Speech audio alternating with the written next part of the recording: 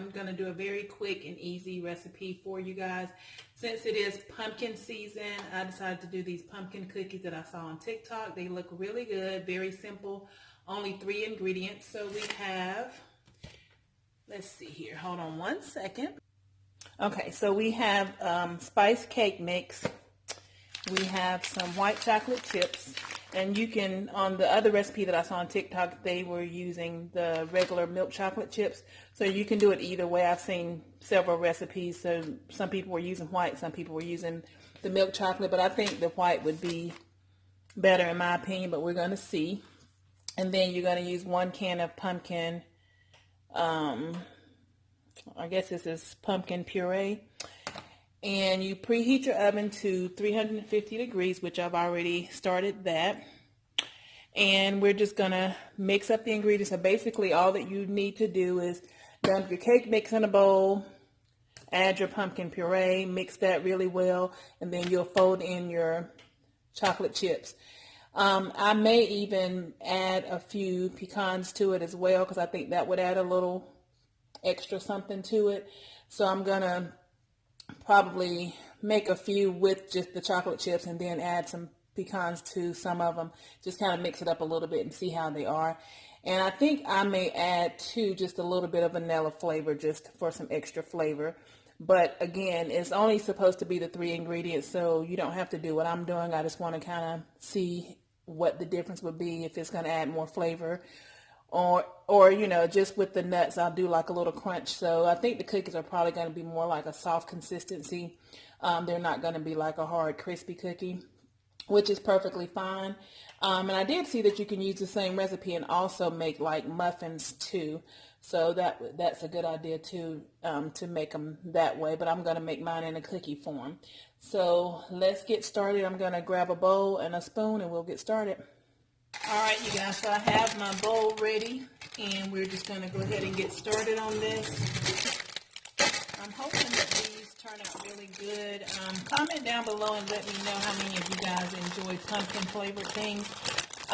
Growing up, I didn't really eat a lot of pumpkin-flavored things. I just started trying a lot of pumpkin stuff in my later grown-up years.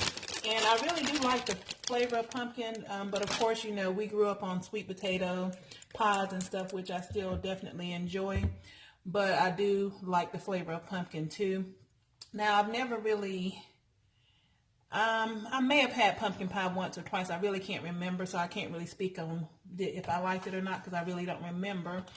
But I do like pumpkin flavored things during this time of the year, so that's why when I saw this recipe I wanted to give it a try. So I got my cake mix in the bowl. I'm going to open up this pumpkin puree and add that to the bowl as well. And I hope these turn out good. They sound really good, very easy to make. If they are good, I'm going to share some with my mom, because of course I'm not really going to be indulging in all of this, but I just wanted to try it. So we got our pumpkin puree here.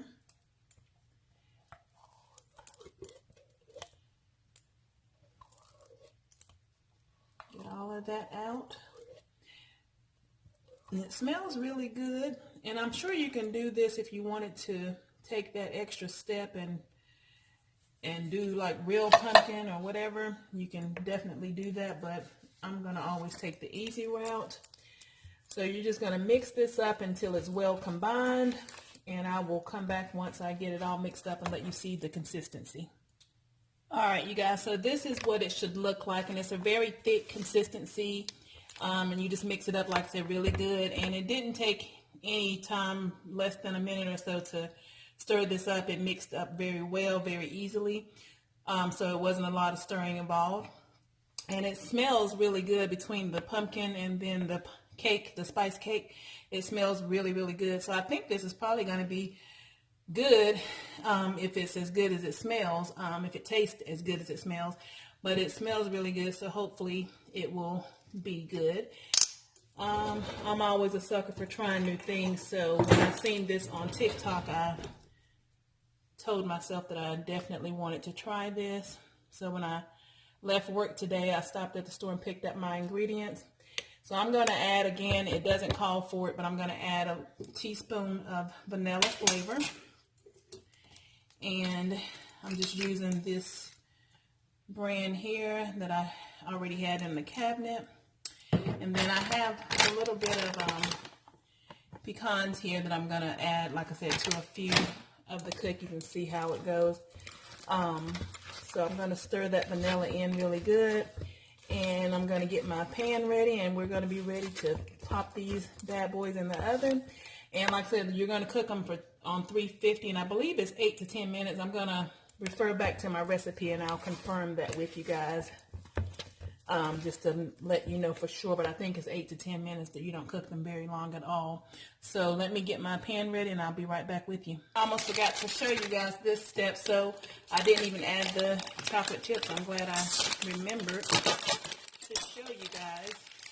So I took some of my batter out because, like I said, I want to add some nuts to some of it, and I don't want to do nuts in all of it. So I kind of split it up and put it in a different bowl. So I'm going to add some chocolate chips there. I'm going to stir that up really good. Get them all combined in there so it can be a nice little surprise of chocolate chips in each bite.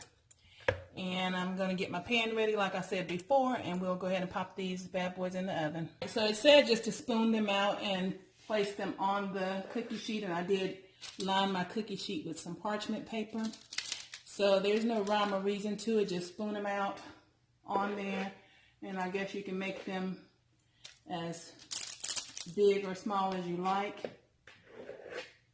So I'm going to do about 6. And you don't have to really form them into a ball or anything. Like I said, the dough is kind of a thick consistency, but it's not super thick. So I'm sure that these are going to spread really well. So I'm going to go ahead and pop these in the oven, and I'll be right back in 8 to 10 minutes to show you what they look like. Hey y'all, so I'm headed to the oven, and I just wanted to show you real quick before I put them in the oven. I did add some more chocolate chips on the top, just so they can have a nice little pumpkin and white chocolate consistency.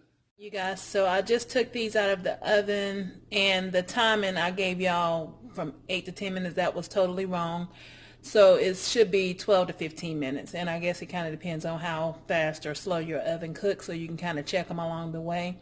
They're not going to be, like I said, hard. They're just going to firm up, so you can kind of tell. But this is what they look like. They look really good. They smell really good.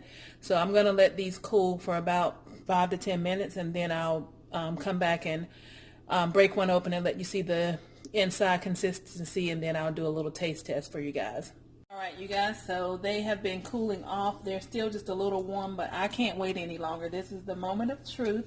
So we're going to just break one open and see. Well, let me let you guys see. This is what it looks like on the bottom. It got nice and brown. Gonna break it open, and this is what it looks like inside. It, like I said, it has almost like a cake consistency, but as you can see, it cooked really good throughout. So we're gonna go ahead and taste this and see what it's giving.